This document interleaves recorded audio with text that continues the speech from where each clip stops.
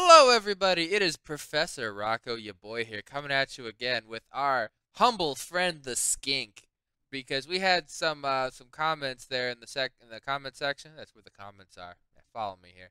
I know high class concepts. How do I choose what good war scrolls are? We had a 101 video for this. This is a master class because I also said in the other video that'll be linked to this how you can take bad war scrolls and bump them up. And this is a prime example. Our friend, the humble Skink. Not even chameleon skinks. This dude ain't even riding a Bastiladon with a 1-up armor save. Just the regular run-of-the-mill Skink. That is terrorizing the shooting metas of everyone everywhere with the Fangs of Sotek build. And I just feel the need to explain what the hell is going on here as your professor. So, without further ado, let's get into it. Starting off with the War Scroll, it even says in the flavor text, these guys are physically frail and shitty. Thanks, GW. 8-inch movement? Great. 6-up save? Ugh. Bravery 5? Oh god, these guys are Ungor Raiders. Watch out! They're chaff in the other video. They are horrible. Why would you take big blocks of them? In 40? Why would you take 120 in a list? Well, we're gonna start looking at some other stuff here. And let me start off with nobody takes the Javelin build. Nobody. Those are great bits for conversions, I guess. No one takes them. You know who take them? People who have these models from Fantasy Battle and Pewter, and they can't cut off the arm. Everyone goes Bolt Spitter. Little poison dart.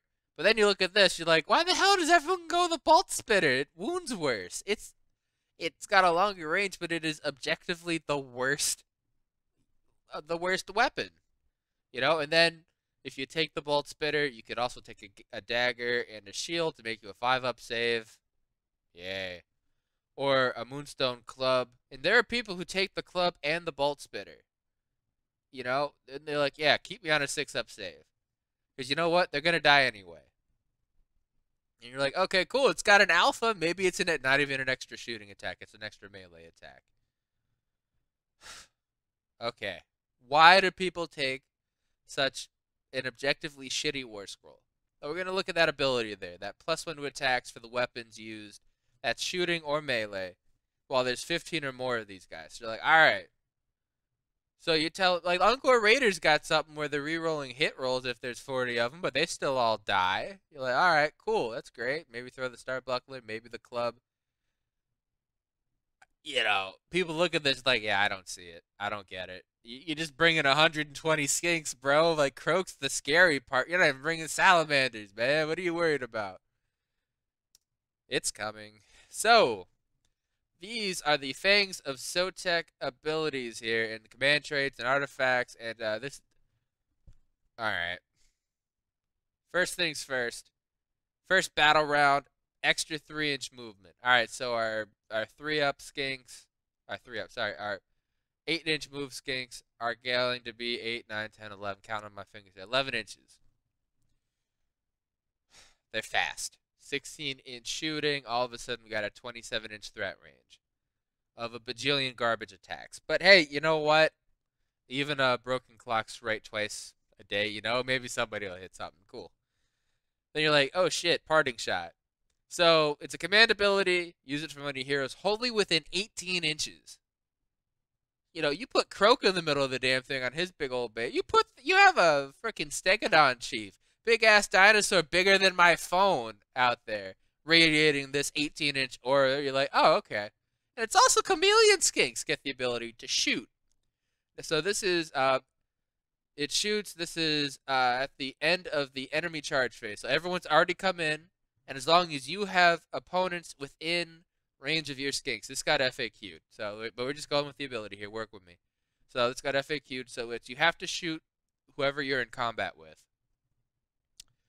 So now, alright, we've had a unit of 40 skinks shoot their 80 attacks, and shoot again with their 80 attacks.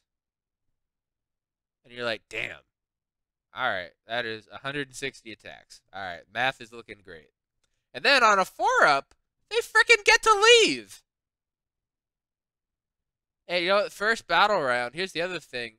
If this happens in the first turn, those assholes are moving 11 inches. You know, and then a unit can't benefit from more than once per phase, thank God. So, alright, there's a little bit of balance. Okay, then we're looking at this. Yeah, there's command point shit. There's the Serpent Dagger, which is cool for a hero to insta-kill things. But we're here for this parting shot. The beauty of being Starborn. These skinks. If you choose Starborn over Coalesced in the book, that 5 bravery goes away. They're 10 bravery now. Awesome. Lords of Space and Time, I realized I probably could have formatted this a little bit better, but you know what? We're going with it. So at the end of your movement phase, you pick a Starborn unit anywhere, and then you pick them up. If you do so, you remove that unit from the battlefield, set it up anywhere more than 9 inches from your opponent. So, alright. Cool. Now I have my 40 skinks to do 80 shots, 9 inches away, but we got a 16-inch range, because again, no one takes the 8-inch javelins. Nobody. And if they do, they're going to proxy them as bolt spitters. Good job. Good job, GW, remembering multiple options on these guys. But now I can't screen out because that's too far, right? So that sucks. I want to have 80 shots coming at me. All right, this hurts. But, you know, it's not like they're good shots, right? Because it's, you know, 5s and 5s. No rent. Oh, God, there's a Skink Star Priest. Watch out, folks. So, we're not here for the missile weapon, the Venom Bolt. We're not here for the melee weapon of the Serpent Staff. This is my other video where we're like, okay, support pieces. This is a shitty 5-up save on a 5 wound, now bravery 10 because we're Starborn Skink Priest, who also gets the extra movement stuff. Cool. Great. Awesome. Wow. Okay, gets an extra command point. You know what? That's good. We're bringing Croak, so we're generating like 5 to 8 command points a turn. Sweet. So I'm always going to have command points to get my my parting shot. Great. Ability, Serpent Staff. Now I'm going to read this out here. So you do it in your hero phase. Pick a friendly unit, wholly within 12. Seraphon unit. It could be skinks anyway. We're doing skinks. So until your next hero phase, if an unmodified wound roll for an attack made by that unit is a 6, you inflict a mortal wound in addition to normal damage. And a unit cannot benefit from this ability more than once per phase. Great. So this Star Priest, and also you have multiple Star Priests to super buff 2 units of skinks, right? Yeah, that's the build.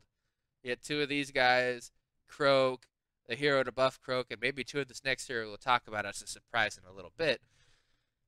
All of a sudden, alright, I'm probably doing like, I don't know, 10 to 15 mortal wounds in addition to damage.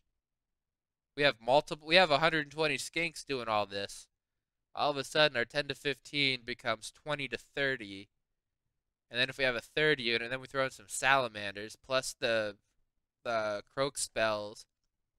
And you'll also see, I copied and pasted Hand of Glory over the thing's base spell. Yeah, we don't take it for the base spell. We don't care about the base spell. We like Hand of Glory, so we're rerolling hit rolls of 1. So, alright, so we're 5 ups, rerolling 1s, and 6s do mortal wounds, wounding on 5s. Alright. So, it's scary. It's a little bit of a skink roulette here, but you know what? That's still probably between the attacks. Oh, and guess what? If you gave them the clubs, and you send these assholes into melee, so they hit on 4s, rerolling 1s. Then they also get those wound rolls. So all of a sudden, you know, it's the 80 attacks, and they also double the melee attacks. So that's 160 attacks from your skinks between shooting and combat because you ran them in. And there's also ways to make these assholes run and charge and run and shoot. And run, shoot, and charge. All 3, actually, to get the whole gambit. So that's 160 attacks per unit of skinks. And then we get to this jerk, the Skink Priest. 4 wounds. Again, this dude should die just by looking at him. But for free, we get an ability, not even a command ability, just a regular ability. here. Goes on a 3-up though, so there's a little bit of opportunity cost here. But this is the run, shoot, and charge, and add 1 to save rolls. So now your Skinks are a 4-up because you gave him the shield if you didn't go the clubs. And there's other shit to make them like a 3-up against shooting. You know, it just stacks and stacks and stacks. And this command ability here is add 1 to hit rolls for Skinks. Just add 1 for hit rolls. So now our 4-up clubs are hitting on 3s. Our other things are going from 5s to hit to 4s. We're rerolling 1s to hit. And all of a sudden, that roulette of looking for 6s to wound really pops off because now instead of just being like, hey man, maybe we get 10 mortal wounds if we're lucky through all their shit, we're also doing a lot of wounds in general now. So it's, yeah, cool. I got 10 mortal wounds, rolled hot on my 6s, make 30 saves. No rend, you're 4-up, probably. So you're failing probably 15 of those. That's 25 damage from that shitty war scroll from the beginning. And it hurts. It just hurts. Existence is pain because this Skink is bringing the goddamn thunder.